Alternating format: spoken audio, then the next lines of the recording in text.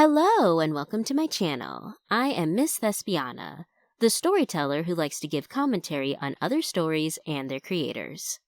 In honor of Women's History Month 2025, I've decided to do a couple of videos about women who are storytellers, with this video covering the female cartoonist Jackie Ormes.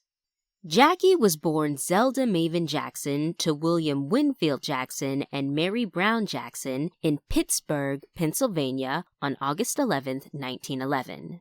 As the owner of a small printing business and the property owner of a movie theater, Jackie's father was able to provide a decent living for her, her mother, and her sister Dolores until his death in 1917 from an accident.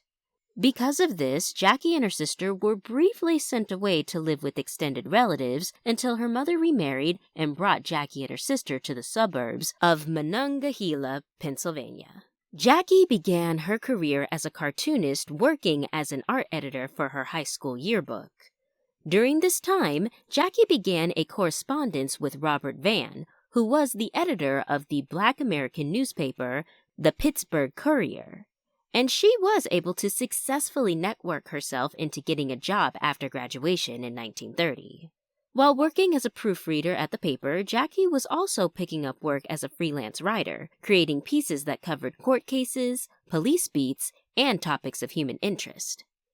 Jackie would later be quoted saying that this experience was a great career running around town, looking into everything the law would allow and writing about it. In 1936, Jackie would marry a man who would support her passions rather than temper them, named Earl Ormes, and on May 1st, 1937, her dreams of being a cartoonist were realized with her first comic strip, making Jackie the first Black American woman to make a living as a cartoonist. The comic strip was titled Torchy Brown in Dixie to Harlem, and it was about a young Mississippi teen who traveled to New York to seek fame and fortune as a Cotton Club performer. During its run, Jackie would use her comic to address the unique cross-issues of sexism and racism that her and many other Black women faced, and became very popular.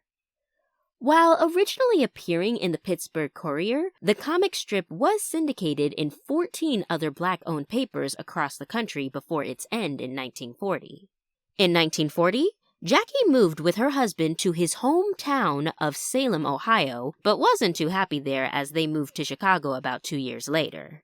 After moving to Chicago, Jackie was able to find work as a cartoonist again and started the single-panel comic strip called Patty Joe and Ginger through the Chicago Defender in 1946. This comic was another opportunity for Jackie to call out the socioeconomic issues people within her community faced through the sister duo of Patty Joe, a sarcastic and insightful little girl, and her glamorous older sister Ginger. The comic ran for 11 years and was so influential that it led to the licensing of the character of Patty Joe to become the first nationally distributed Black doll.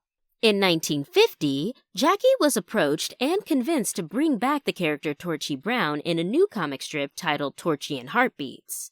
At first, Jackie was asked to just create the artwork while a man wrote the actual story, but she refused as she didn't agree with the idea of taking her independent and forward-thinking character and turning her into a love-struck pick-me. Under Jackie's direction, Torchy was written as a free-thinking and liberated woman going on adventures who wanted love, but still stood up against the unwanted advancements of men. With the comic strip's last storyline being about Torchy confronting the issues of pollution and racism with her boyfriend in September 18, 1954. In 1956, Jackie retired from cartoon drawing, but continued to make her art and partnered with the Chicago community to support Black artists. She also served on the board of directors for the DuSable Museum of African American History and was put under the FBI's radar for her advocacy in gender and racial equality.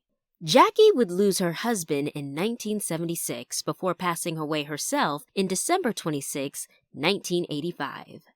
After her passing, Jackie was honored through her induction into the National Association of Black Journalists Hall of Fame in January 2014, and was selected for the Will Eisner Hall of Fame Award in 2018.